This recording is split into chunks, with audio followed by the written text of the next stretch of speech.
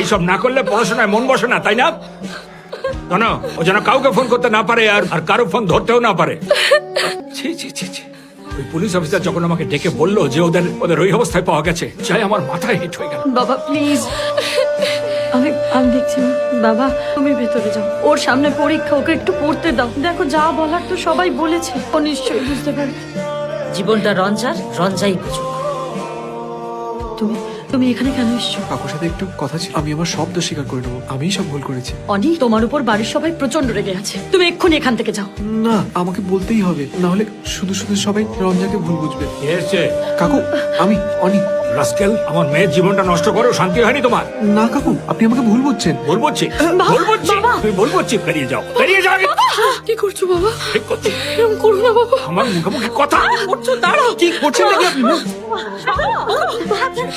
তুমি এখানে কেন এসেছো এসব করতে? যাও, বেরিয়ে যাও, তোমার কাছে হাত জোড় করছি। এই, ভেতরে যা, যাও, বেরিয়ে যাও, বেরিয়ে যাও বলছি। রঞ্জার বাবা তোদের বাড়িতে এসেছিলেন, তোর বাবা মাকে সব বলেছে, তোদের ওই জায়গায় যাওয়া থেকে শুরু করে তোকে জ্বর মারা অব্দি সব। রঞ্জা কেমন আছে? আরে আমি বলছি তোর বাড়িতে সব বলা হয়েছে, তুই জিজ্ঞাসা করছিস রঞ্জা কেমন আছে? আসলে রঞ্জার সাথে রাজা হচ্ছে সব আমার জন্য। কে নে? খিদে নেই। খিদে নেই যখন ছেড়ে দাও।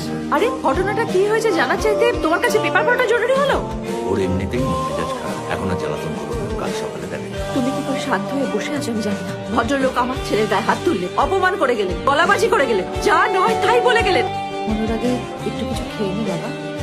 অনেক থাক না, ছেড়ে দাও। করতে ইচ্ছে না হলে করিস না, করতে পারে। একটা কথা বলি, এতদিন ধরে যে পড়াশোনাটা করছিস সেটা কোনো কিছুর জন্য নষ্ট করে দিস না। মা, বাবা, তাড়াতাড়ি করো, তাড়াতাড়ি ওটা আমাকে দাও, আমি দেখছি। আমি অনি। অনেক তুমি এদিকে এসো।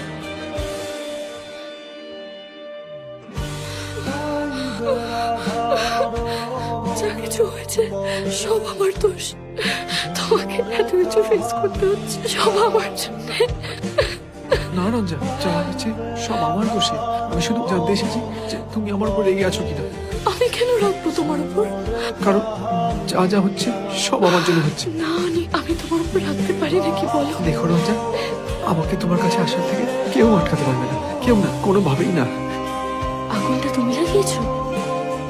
রঞ্জা, রঞ্জা, রঞ্জা, দরজা খোল। রঞ্জা, কে আছে ভেতরে? কি করি এবার? রঞ্জা, দরজা খোল। কি হলো? সর। দরজা বন্ধ করে ভেতরে কি করছিলি? মা, আমার জামা কাপড়ে জল পড়ে গেছে, তাই একটু চেঞ্জ করছি।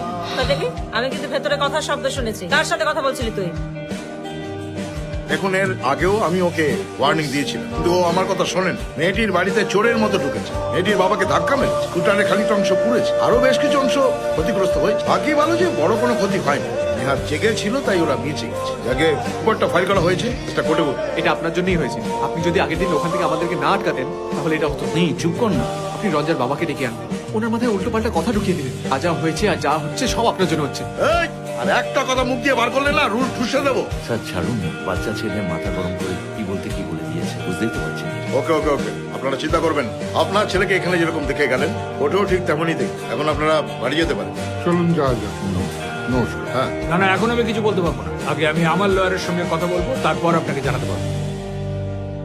ছেলেটির উকিল ফোন করেছিল, কি বলবো? কেসটা তুলে নিতে বলছে, তার বদলে আমাদের যা যা লস হয়েছে সব কম্পেনসেট করে দেবে বলছে। আমি বলে দিয়েছি আমাদের উকিলের সঙ্গে কথা না বলে আমি কিছু বলতে পারবো না। সত্যি বাবা, কি পাপ করেছিলাম তা ভগবানই জানে। রাস্তাঘাটে বেরোতে পর্যন্ত পারি না। পাড়া প্রতিবেশীরা কখন কি জিজ্ঞেস করে বসে, উত্তর তো আর দিতে পারবো না।